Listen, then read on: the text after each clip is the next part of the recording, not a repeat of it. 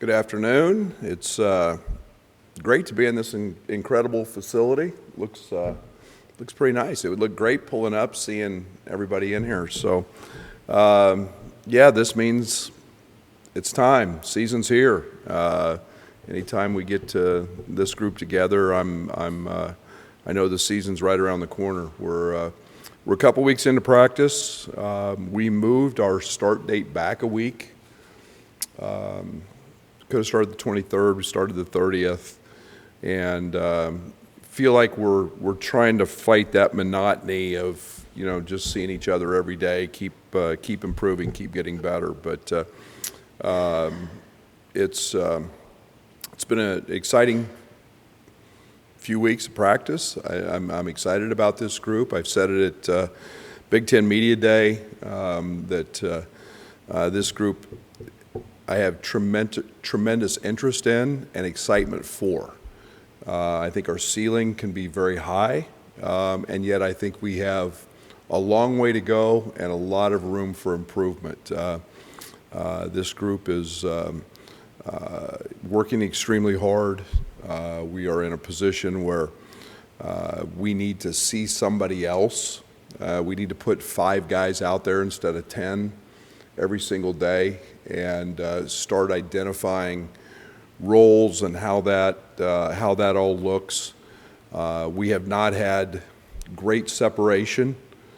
That can be a good thing, can be a bad thing. Maybe our depth's better, but we have not seen great separation at this point in anybody. It's been all pretty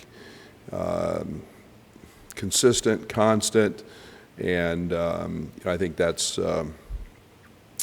exciting to see as we move forward with some of our scrimmages and our exhibition at Ole Miss as to how that works out. But we're still awaiting final say on Tommy's situation.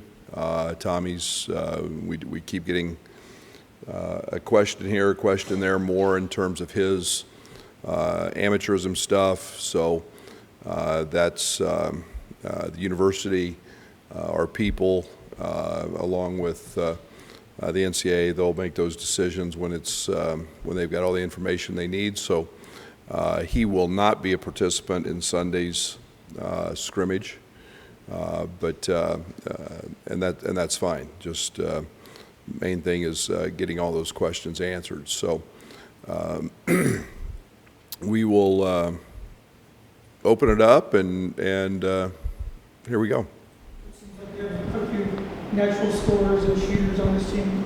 What have you seen on the other side that defensively is not natural defenders? A lot of guys who've scored a lot of points. We've spent about 75% of our time on the defensive side. Offense, we spent a ton of time. Doug, we spent it almost all this summer on spacing, on creating opportunities offensively. I feel like we're in a pretty good place there.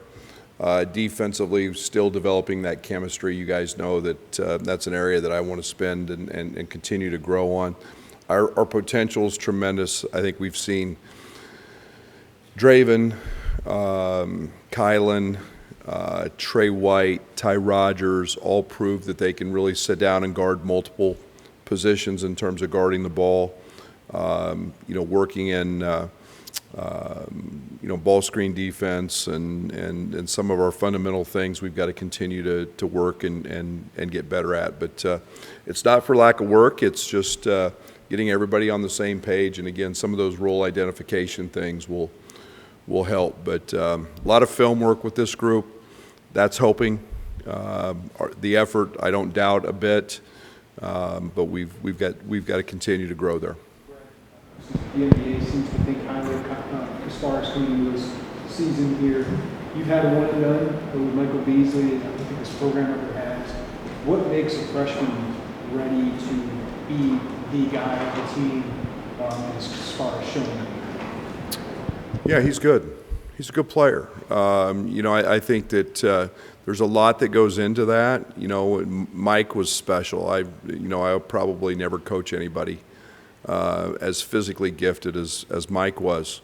But the one thing KJ has, he's got a great physical presence to him at 6'5", 6'6". He's 205. He looks the part. But I think that, when you talk with him, he's played no other sport in his life. He started basketball when he was 3. His upbringing in the game is well beyond his years. His coaching to this point has been exceptional. He's very, very high IQ. He sees things ahead. He's immersed in film.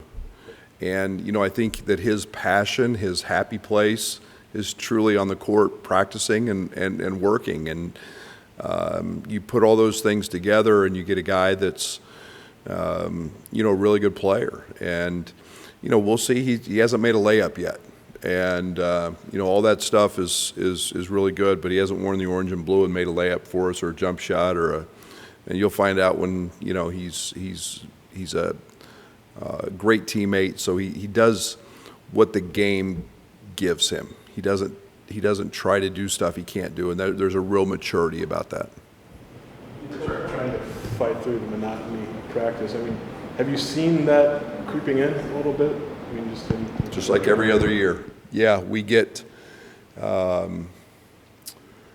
redundant. I think that we do the same drills over and over because we have to lay our base. We have to know what our foundation is. We can't make mistakes in those. So it's 2 days ago. We had kind of as flat a day as we've had, and that's where I earn my money, is to get those guys going in those days. And we have an everyday, the saying, everyday guys. We've got to show up and do our job every day, and it's a lot of new faces. They're getting used to that, and yet today was great. So it's just there's going to be a flat day here and there, and again, that's when I know we're at the point where we need to see a different colored jersey. You have a really tough non-conference schedule this year. How do those kind of games test the team with a lot of new players? They'll definitely be tests, and we start with what we do here in our scrimmages and our exhibition. Both of those teams are very old. Butler may be one of the older teams in the country. Then you go right into your schedule, and so I think that kids today want to play in those games. I think they want to be a part of them. I think for us, they're great measuring sticks. The old cliche to beat the best, you've got to, or to be the best, you've got to beat the best. And we're going to challenge that. And every top team in the SEC, we seem to have on our schedule. We've got a lot of pros. We've got a lot of athletes. We'll face size, all leading up to 20 conference games in a league that I haven't found a team that's weak. They're all going to be tough, and I think we'll continue to grow. I think this team has, when I say we have a great upside, a high ceiling, is I think we can make jumps every month. You'll see a better team in November than you saw in October, and vice versa, and we'll just keep growing that way. So, it'll be fun to see where we're at against some of those teams, and if we get dinged, we get dinged. We learn from it and get ready for the next one, but they come fast and furious, and in late November and early December, and with 2 conference games in there against Northwestern and Wisconsin, this group's going to have to mature really quick. Is there any indication that you've received as far as Thomas Love getting the word before the season opener? I have no idea. We have no idea. We're literally at their beck and call. When they ask a question, it's the beauty of email. Things can get answered and moved around pretty quick. But at the rate we understand that their office works with every other school in the country in these situations, so sometimes that they can sit for a little bit, but our people here do a fantastic job of staying on them and moving that, and we're literally at their beck and call. year went through, both Ty Rogers He's one of the older guys on the team. How has he picked up that role as far as being a veteran on the team? Outstanding. And I think anybody who knows Ty Rodgers knows that might be one of the more popular players to ever play here in terms of teammates, what he does in the community, what he does with other athletes on campus. That permeates through our locker room. And now you're seeing a guy with his head up, his chest out. He's a junior. He knows that experience. He knows me. He's able to educate these guys on what a practice is going to be every day and what it's going to be like. And as we get into games, we're gonna lean on him and AJ Redd and Keaton Kuchar and Draven. All those guys who've been there. But Ty's been not afraid. He's sprinted towards the leadership role of this team. Amir went through maybe a similar situation last year at Kentucky. Has that served as a reference at all, just because they're twins and have a similar background? I would think so. There's some differences in their cases, but I would think at least there's a footprint of what that looked like. So I would hope that's expediting some things. Stretch, you could feel the chemistry last year. How have you seen or felt the chemistry gelling off the court with this team? I don't know. I know they like each other. I know they get along. I say this until we put 5 of them out there and start identifying roles and helping mold those roles. We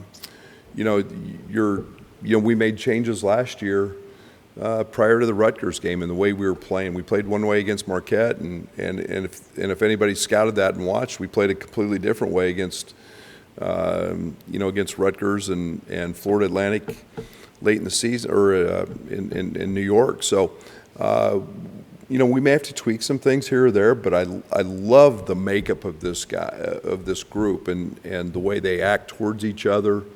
There has been zero selfish type play. So we've worked really hard at that in the portal, trying to find those type of guys. And again, the veterans understand that, when our team wins, everybody wins. Who do you see from Perez and Carey? You might be able to look at other guys you had. What do you see from them with Tomasov's situation? Great athleticism. They're very different as players. Perez is a guy that we have not had in our program at 6'9", 255, elite athlete, getting in and out of screens. You can just throw it up and he can go get it just about anywhere. He's a guy that has created quite a niche for himself in terms of rebounding the basketball, what he does defensively. That's continued here. Carey is a guy that athletically probably jumps as high as anybody we've got. He's a great runner and just an elite shooter. And his numbers don't show it from last year, but I think this year, the way we're going to play, we're going to see a guy that's capable of being a mid-40s% three-point shooter, and he's getting better at doing the other things along with that. So both of those guys give us length and athleticism, which will be nice to have. Essentially went 8 deep last year, then Draven got some minutes here and there. Will players determine how deep you go, or do you have an overriding Players always decide who plays and how deep we go. And let's not forget now, we're trying to win games, and so we at this level, when you're playing really good teams, having your best players on the floor a lot helps you win those games. And having great chemistry, you guys all know that I talk a lot about our bench and finding guys to fill a slot as a scorer, as a defender, so we don't have drop-off. I think we can have that. And if we have that, guys will play. If guys don't, they won't play. Dre went through a tough January last year where he just struggled in practice. But at the end of the year was a guy that I was really starting to get a lot of trust in, both defensively and the fact that he scores the ball so easily. So guys will determine that. We'll start seeing that this weekend again. Guys that eliminate mistakes, guys that continue to learn, guys that it's a long season. We had 107 practices last year.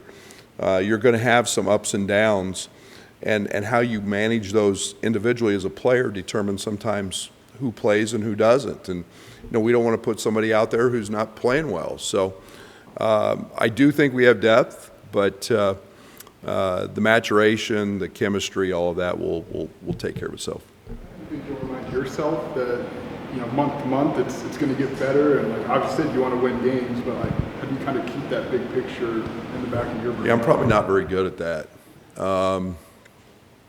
I think every team takes on its own identity, and it's my job to adjust to that.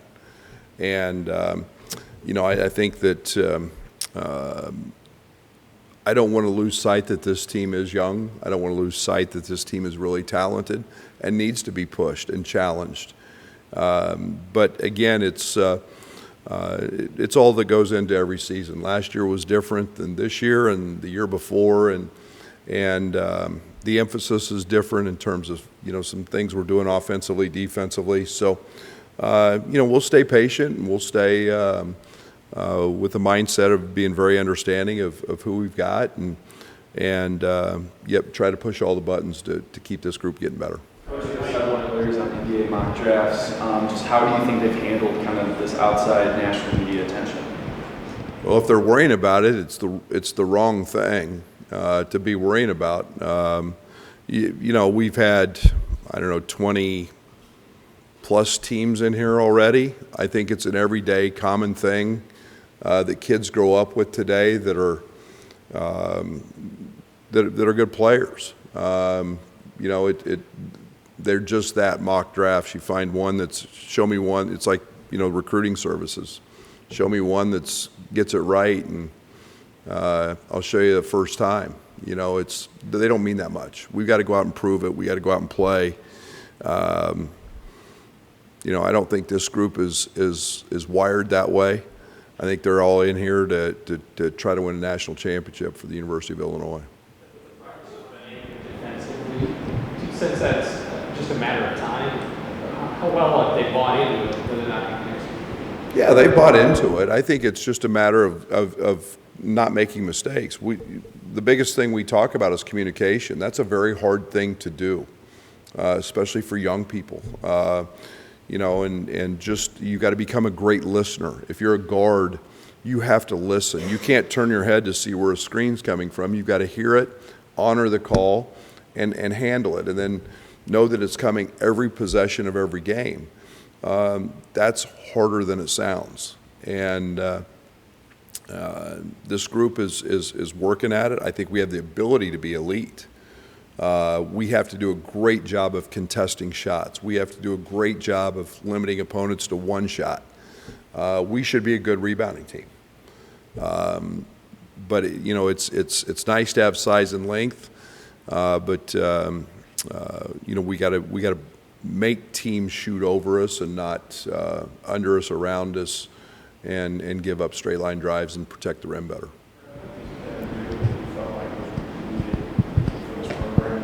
Safe to say that we need another jump for him, just like when you went from NIA to Evansville. This is another huge jump for him. Ben's intriguing because he's going to be a great story this year. He is an elite shooter at 6'9", 6'10". What we have done is really try to push him on the defensive side. We've tried to push him on the rebounding side. We've tried to play him some multiple positions. Is he Marcus in terms of that style of play? No.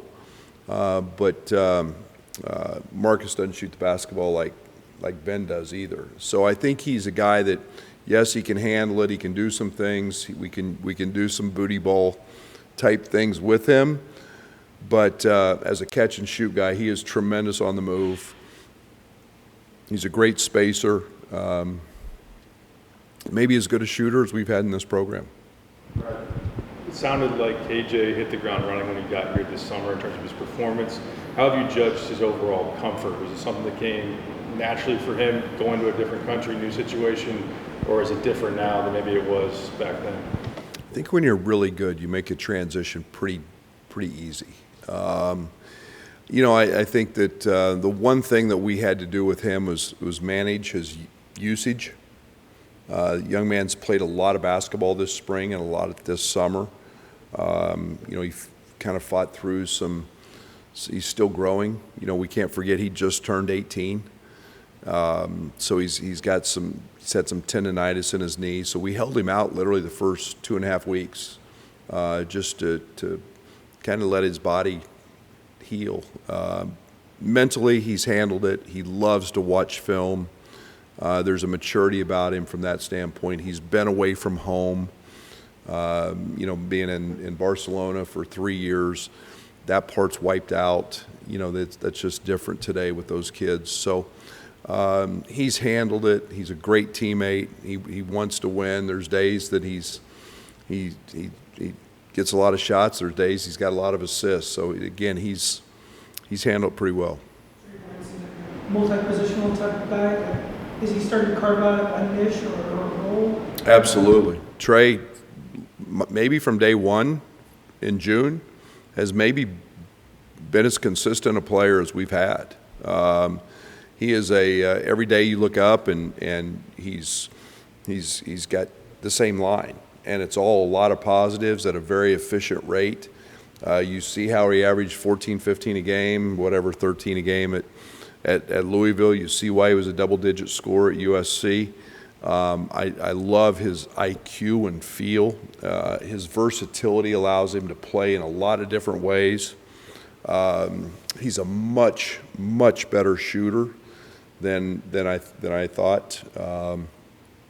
And yeah, his importance on this team is going to be very, very high, and we're counting on him. He's again a guy that's got 60+ college games under his belt. We need all that experience. About Dre, and you mentioned his January struggles and kind of earning your trust late in the season. What did you learn about him last season, and how has he maybe carried that throughout the offseason? Oh, Dre's unbelievable. Unbelievable how competitive he is. He's an incredible. He's a sponge. He wants information. He wants to continue to learn. He's never doubted the process. Most kids get frustrated with the process when it doesn't go the way they want it to go. Dre's never been that. He understands that, some of the hard things are going to make him better. And it was a tough few weeks for him, but my confidence in him allowed me to play him late because he just kept working. He never quit. There was no hanging your head. It was every single day, do what you do. He did what he did to help our team win in that moment, and a lot of respect for Dre and the way he handled that moment. It was a tremendous maturity. You had a unique situation with Merez where it was like you had several years. It was like the idea of Merez. It's great, but what's it been like to go to having Merez? He's a senior, right? Yeah, it seems like that since he's been around. I tell the story all the time. When we had the court storming, I look over one shoulder and there's Josh, and I look over the other shoulder and there's Merez. That's 3 years ago. So he's been around. He's been in our locker room a lot. He acts like a veteran because of that. I think that's pretty cool. He's seen a lot of practices, and his desire to want to wear the orange and blue shows out every single day. There's no question. He is very proud to be an Illini basketball player, and we're going to get a young man that's plays extremely hard. He's got that Chicago grit, that Chicago toughness and fight, and I'm excited to see him in uniform. He's glad he's on our side. Talking about guys sticking in the process. Seems like Jason and Jake both came in with that idea of a process to do it. So how have you seen them kind of just adjust here and really show them?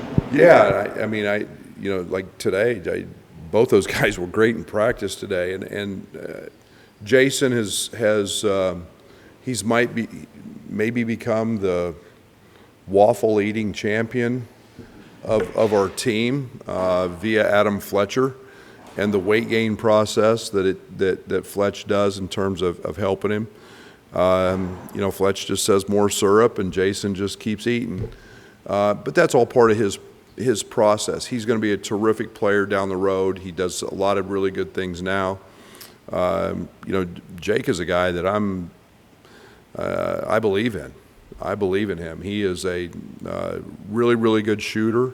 You can see his ability to understand winning, which he did in high school, and how that played out. He is very high IQ. He picks things up very quickly, and again, right there with Ben as a shooter. He gets it off really quick. He's figured out how to play, but his commitment has led him to a 25-pound weight loss. Wish we could have given that to Jason, but it's just a dedication, and so I'm excited for both those young men and what they've got in store for them. The competition of the team last year, the competitiveness, is it similar this year? Is a lot of that competition more playing time this year? Yes. Last year became 2/3 of the way through, became pretty much we had our roles locked in, and it was a defined scout team. It was very competitive because our freshmen were on that team and trying to make a name for themselves and get better. This year it's more literally about playing time, and you don't play well, guess what? That's your problem. You get somebody else there ready to step in and take that role. So it's different that way, but it's good either way you've got it. And that's the one thing that we look for in recruiting. Number one quality is competitiveness and kids who aren't afraid of work. And this group is all of that. What do you want to learn on Sunday in the scrimmage and later this month in the exhibition? And what will your approach be going into those opportunities? Yeah, I need to see what we're not good at. I need to see I need to see the first speed bump. What is it? You get to a point where, I am right now standing here today. Our offense was good, so does that mean our defense is bad? Is our defense that bad, or our offense just good? Is it, lack of communication? Is it, are we not going to rebound? Are we not going to offensive rebound? We're going to turn it over too much. We're playing an old team for a reason, because they're physically grown up, and they're extremely well coached, and I just need to see what the reaction is to seeing a different colored jersey. So there's a lot I want to learn. There's a reason we moved it up a week compared to what we've done in the past, and then we've got 2 weeks to quite simply go to work and get some things fixed, and then we'll actually have a true road environment game. We won't spend any time this week on preparation for them. We'll go in blind and not treat it at all with any scouting purpose, but we'll just go in and do what we do. It'll be different than a game. There'll be a lot of segments, similar to what we did with Kansas a few years ago, and Dad's agreed to that. So we're a lot to learn and a lot of teaching moments, and that's the beauty of these things. TV info that came out, I guess yesterday. I mean, you got 4 CBS games, 4 Fox games, except for Thanksgiving, they're all weekends. Is there some kind of tangible impact of that you feel? It's huge. It's how we build our program. Good players, playing in big games, in environments that we can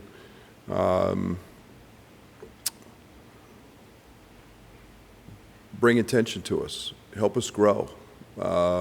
Whether it's playing in the Garden in the Jimmy V, whether it's playing on CBS, whether it's we've never shied away from those moments. We didn't have any of those. I think our first CBS home game since 2011. That's a great thing, to be able to play Duke in Madison Square Garden in a game in February. It's huge. It's something different. It's something new. That's exciting that TV wants us.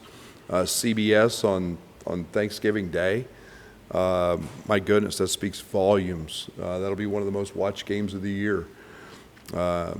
We have never shied away from those games, and it's. I would much rather play in those than I would a bye game, and get a win. That to me, those don't grow your program. To me, this has been a big part of helping us continue to grow our program. Your program has gone the way of creating a general manager position for personnel. Is that something that may come down the line sooner or Yes, later? I hope so. It's as I think as we move into the new world and we find out what that is and what's governance looks like and what the rules are and transparency, and you can go on down the path. I do think there's a tremendous model out there that has to be looked at in terms of the analytics of slotting players and how much they make and where does true NIL fall into all of that, and it is complicated. It truly is. It affects recruiting, on a lot of fronts, and we've gone to roster spots instead of scholarships. We just dropped the national letter of intent. I think there's a lot of things out there that are changing and new, and I think that's one of the things that will be very, very important to keep lines of communication, transparency among players in your program, all of those things, and everything that's entailed in that. In the pro sports, they have contracts, they have guys locked up for multiple years, they know their roster spots. You're in and you're out. We don't know our roster. And it can go as late now as the end of May when you've got guys that are going through the combine. So there's a lot of challenges there, and you've got to have people very savvy with handling that in terms of salary spots. How are you preparing for revenue sharing 6 months, 7 months from now? It's hard to prepare for it when you don't know the rules you're playing by. And I think that's the biggest challenge, Jeremy, is what this all looks like.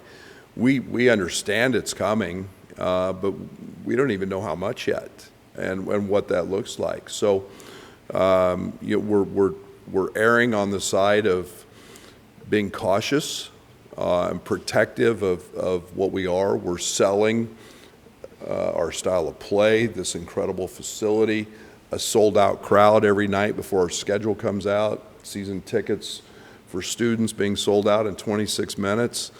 We're selling all of the right things, and until the other things fall into place. And I think that's the challenge we're in right now is, and we've got a different team than we had last year. Last year we were old, and we knew they were all gone. So we knew we had to go get guys. This year I've got a team that could maybe all come back.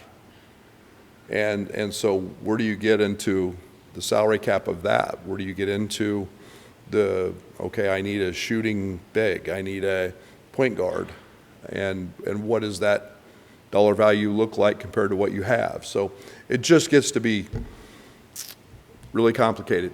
And like I said, we're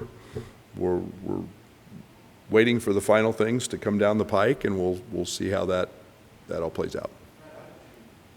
Analytics of last year to take how you built this roster this year, and I asked that because I know you weren't happy with where you were defensively from an analytics standpoint last year, but you were also going to refer to the number 3 in the country offense. So how did you balance that? Yeah, and we were truly number 1 going into the UConn game, and as I tell every recruit, we were number 1 until Donovan Clingan, who's still blocking our shots, impacted that game. But I think we've seen a kind of a change in times.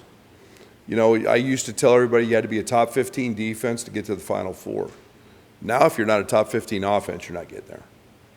The way the game's been officiated it has changed it a great deal. Terrence shot 286 free throws last year. A lot of those were, block charge calls that could have gone either way. I think we're seeing offense become more like the NBA. We were very, very passionate about the recruiting process of recruiting size and positional size that can shoot. And being able to have multiple guys out there, we'd like to shoot more threes than we shot last year. We'd like to we're going to keep the paint open. That made things tougher, for true post-up guys. It was a good recipe for us. All the meanwhile, we have to guard, Terrence was elite. Terrence was an elite on-ball defender. We probably didn't have another one like that.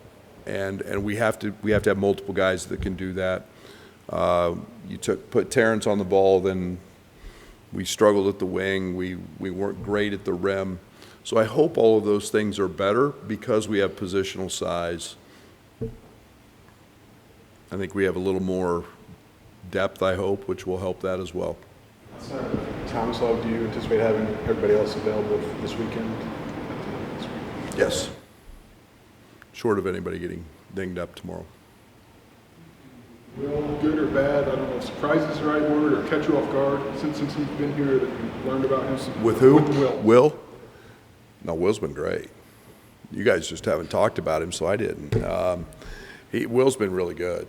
And, I think one of the things I'm interested in with Will is we've played him both on and off the ball and finding out where he's most comfortable. He's a tremendous playmaker, so we want to have some comfort with him off the ball. But he's also a guy that very, very effective catching and shooting, very, very effective attacking closeouts. He's a tremendous lob passer. So when we play him in ball screens, he's very effective. He can use right hand, left hand. I think us getting dialed into where he's the most comfortable and with what lineups. There's been a lot of days haven't put he and KJ together. We've put them opposite each other and let them compete. And reality is they may play together a lot. We'll, like I said, it's time to put 5 out there and start looking at different combinations and matchups. How important is the experience that Kylan brings in from Arizona? How's that shown itself already in practice with some of the other guys? Yeah, Kylan's the one thing Kylan has done, especially here in the last 10 days, is become extremely vocal. And there's tremendous value in that because of the experience he has. Played in a great program, played in a program that had a lot of success. He's come in here and literally changed his body. He's gotten very, very athletic again, very strong. I've been really impressed with his speed. I don't remember seeing him that fast and explosive on the circuit. And he's just an unbelievable shooter. I think he's got an opportunity to be as good a two-way player as there is in the Big Ten, which will mean nationally he's that. Nobody wants him guarding them in practice because he's physical, he's strong. But that experience is huge, and it's continuing to grow as you see him get comfortable in everything we're doing. So I would expect that to nurture itself here in the next few months. Talked a lot about roster uncertainty, but there's multiple coaches and new roles that they weren't in last year with the program. So how do you guys? Forgot the question. I'll tell you this. I feel extremely comfortable with our staff.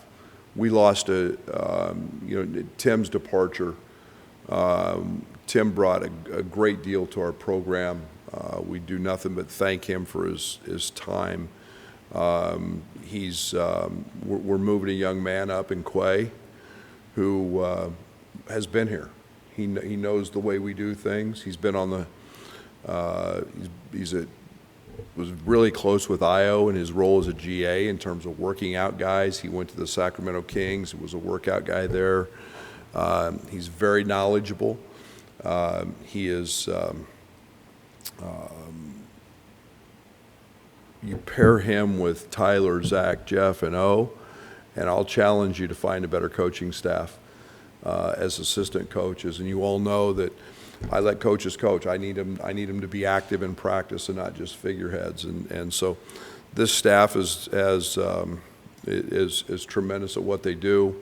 Tyler's running the offense. Zach's kind of overseeing the defense on day-to-day stuff, and then we're branching out as we get into games with the assistant coaches, and it's been a really good formula for us since COVID. And we went to that style, and it's something I believe in. And you know, if we've got if we need to make a change in the spring in terms of adding somebody, we'll do that. But we'll look at that at that time. And right now, I feel pretty good about it. This will be our last one here. O specializes with bigs. Do you have other coaches that are specifically to positions? And if so, who? O's handles all of our bigs. Jeff's handling almost all of our point guards, and it's broke up. Tyler and Jeff are working with the guards a lot. Quay, Zach are handling the wings. So it's really nice. The one thing about the morning practices, most of these guys are getting back in here in the afternoons and getting time with those coaches. It's helped us become more efficient in practice. And yet we're still getting the work in that we need individually. Thank you.